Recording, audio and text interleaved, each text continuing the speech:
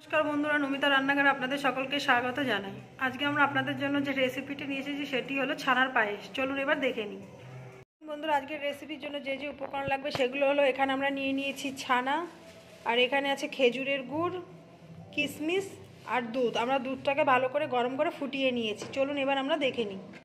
দেখুন বন্ধুরা, আমরা গ্যাসটা ধরিয়ে দুধটা আগেই বসিয়ে দিয়েছিলাম। দুধটা কিছুটা ফুটে গেছে, আর একটু ফুটে নিক, তারপরে আমি আপনাদের দেখাবো। বন্ধুরা, আমাদের দুধটা ফুটে গেছে। এবারের মধ্যে আমরা কিশমিশগুলো দিয়ে দেবো।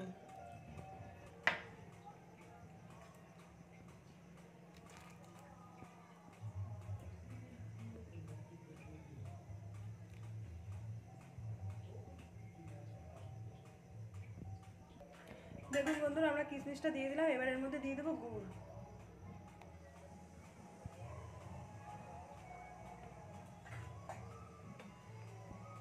এবার আমরা দুধটাকে একটু ভালো করে ফুটিয়ে নেব। চলুন বন্ধুরা, আমরা দুধটা ফুটিয়ে নিই, তারপরে আমি আপনাদের দেখাবো।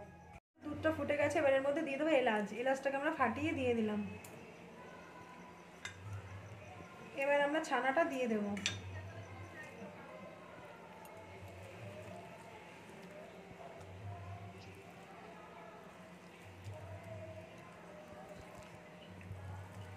দেখুন বন্ধুরা, আমরা ছানাটা দিয়ে দিলাম। এবার আমরা এটাকে 10 মিনিটের জন্য ভালো করে ফুটিয়ে নেব। চলুন বন্ধুরা, আমরা 10 মিনিটের জন্য ফুটিয়ে নিই, তারপরে আমি আপনাদের দেখাবো।